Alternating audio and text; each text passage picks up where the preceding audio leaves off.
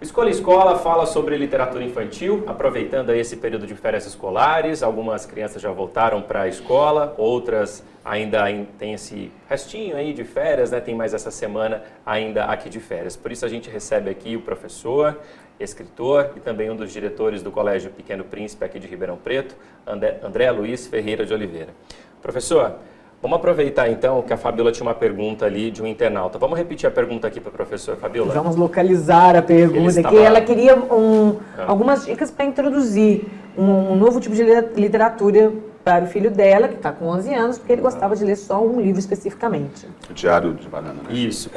Acho que tem vários volumes, inclusive, não é? Exato. Ele tem, eu tenho uma sobrinha e Meu ela filho também já leu. E ela também já leu o Diário de um Banana. Se eu não estou enganado, acho que são 4 ou 5 livros, né? 5 volumes, assim. Volumes, né? Não sei exatamente do que diz a história, mas eu também não atraído conheço, bastante as crianças, mas... como a nossa internauta está dizendo aí. Mas sabe, Rafael, e qual que é o nome dessa mãe?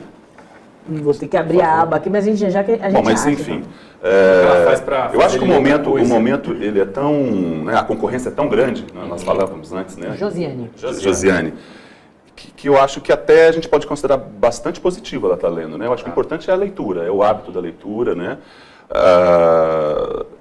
Enfim, então eu acho que o fato de estar lendo, né, e é um livro um texto de fôlego longo, né, um livro grosso e tudo mais, é importante. Meu filho, um tempo atrás, leu também, e eu fiquei feliz de vê-lo lendo, Gostou. em vez de estar no celular e tudo mais. Agora, é interessante, assim, eu acho que uma coisa que funciona é fazer parte do passeio familiar do final de semana, né, talvez saia um pouco da coisa do shopping, assim, você leva a criança no Sesc, tem vários contadores de histórias talentosos, né, essas exposições, instalações que o Sesc sempre faz, sobre literatura e sobre autores, né? Isso acho que traz assim uma possibilidade de uma curiosidade, né? Pode trazer uma curiosidade infantil no sentido para não ficar num só. Para não ficar num só, né? Mas eu considero, Josiane, que o fato dele estar lendo, né, já é muito positivo, já é muito positivo. Professor, e agora para crianças que ainda não são alfabetizadas, é importante fazer essa leitura, estimular essa imaginação delas? Sim, eu acho que tem duas coisas diferentes, né? Por exemplo, na escola, é comum a criança, uma vez por semana, ir até a biblioteca. Vamos falar de uma criança, você está se referindo a criança pequena, né? E ela vai, uma criança de primeiro ano, de 6 anos, está iniciando o processo de letramento. Então ela vai lá pegar uma coleção, que eu comentei agora há pouco, né, de um texto mais simples, mais curto, com sílabas simples, né? Então é interessante que no decorrer desse processo de letramento, ela tenha o exercício de folhear o livro, estreitar o vínculo com o livro e tentar esse desafio da leitura sozinho, né?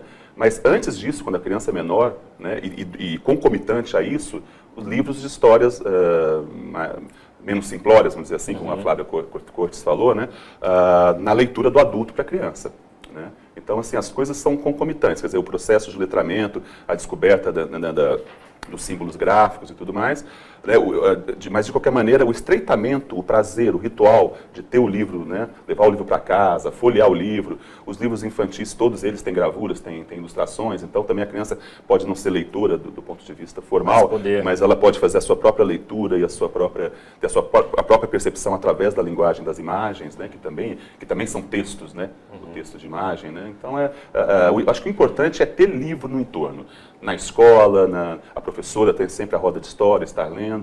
Esse livro, a partir da leitura do livro de literatura na escola, você tem uma peça de teatro, isso tudo acaba ajudando a criança a perceber o livro como o potencial que o livro tem, o que ele pode trazer, né? Perfeito. A gente tem até algumas imagens de alguns dos seus livros, né?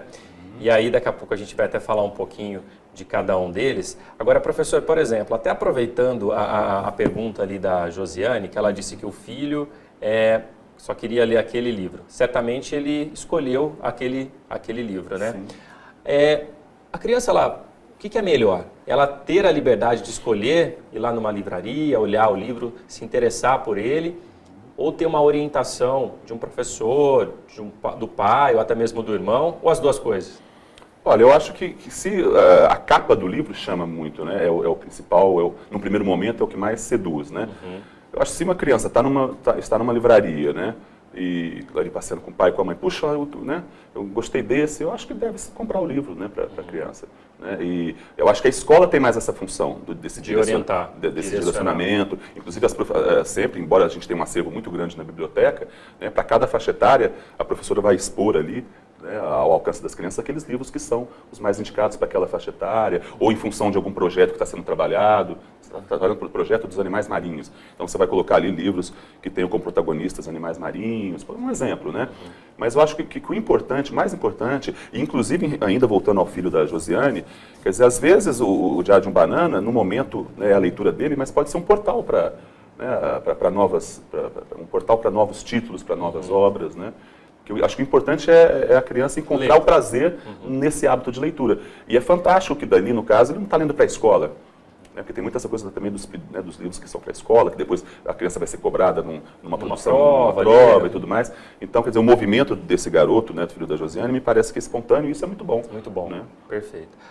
Professor, vamos falar um pouco agora de uma ligação entre a economia e a literatura infantil. Como é que é tratado isso, né? Às vezes o escritor ele faz uma obra sob encomenda, tem que vender mesmo o livro, tem que ter um apelo mais comercial e não, digamos, um apelo mais, não sei se é a palavra correta, mas um apelo mais afetivo do escritor com a história. Olha, de fato tem, mas aí sobretudo com os autores mais medalhões, vamos dizer assim, os mais conhecidos, né? Acho que acontece bastante isso, né?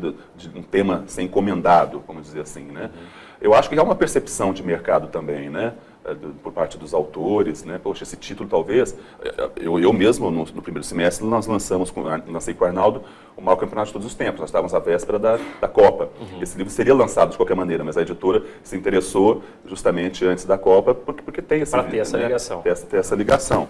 Então, a questão do mercado, ela existe, né? E agora o mais importante é que o livro seja bom. Porque tem aqueles elementos que a gente estava comentando no início, né? Um protagonista carismático, uma trama envolvente, né? Então, mesmo um livro por encomenda, que atenda a demanda do mercado, quer dizer, o fundamental é que seja bom. Um livro bom. Professor, e esses livros, e alguns livros que eu percebi ali, eu não sei exatamente, que tem um dos livros que tratam de um tema, é uma criança com Down, é isso? Isso. Esses livros que são, digamos, temáticos, que vão debater algum tipo de assunto, para a criança, né? Como é que isso deve ser tratado? Como é que, no caso, o senhor tratou ali na história? Esse livro ele tem uma história que eu vou tentar assim, encurtar, né? Ele foi iniciado por Arnaldo Júnior, que é esse meu colega, nós temos 3 livros em coautoria, né? E ele me convidou. Eu trabalhei na Fundação Síndrome de Down em Campinas, estou dentro da educação há muito tempo e também, em algum período, trabalhei diretamente com os portadores de Síndrome de Down e hoje com a inclusão a gente trabalha o tempo todo, né? E ele me convidou para fazer essa parceria com ele, iniciou os versos, as estrofes, né, que tem uma narrativa poética, e ficou na minha gaveta ali, eu imprimi, e ficou na minha gaveta mais de um ano. E nós tivemos, um ano retrasado, um aluno, ainda temos e tivemos um aluno portador de síndrome de Down. Teve um episódio no recreio, que esse garoto, normalmente no recreio as crianças estão no parque, estão na quadra, e tinha uma fila, ele num banco, e umas 10 crianças numa fila se dirigindo a ele, né, esse garoto. Eu fiquei curioso, falei, vou descer lá no pátio para ver o que está acontecendo, né. Eu cheguei, uma amiguinha dele, tio André, fulano está dando injeçãozinha para a gente sarar, né. E aí era uma injeção imaginária, ele chegava, cada criança punha o braço lá e dava uma injeção imaginária para as pessoas sararem do mau humor. Né? Ele que criou isso ali na hora, né. Eu brinquei, entrei na brincadeira, falei, eu vou tomar essa injeção também, né. E aí, esse acontecimento, esse episódio, né, então, quer dizer, às vezes a vida, né, o cotidiano, o fato de eu trabalhar com crianças também, né, Rafael, é um privilégio também e uma fonte. Uma fonte, né, as histórias pipocam ali ao meu tempo, no meu entorno o tempo todo. E aí, inclusive foi meu primeiro estrofe, foi sobre esse episódio, que depois você vai ler lá no livro, e aí eu entrei no livro. Eu precisei de uma situação real acontecendo, né? Fui conquistado ali pela imagem poética que o menino teve, né? Pela brincadeira, né? Pelo lúdico, e surgiu o livro. Então o livro não tem um compromisso, que hoje a literatura a gente fala muito disso também, né?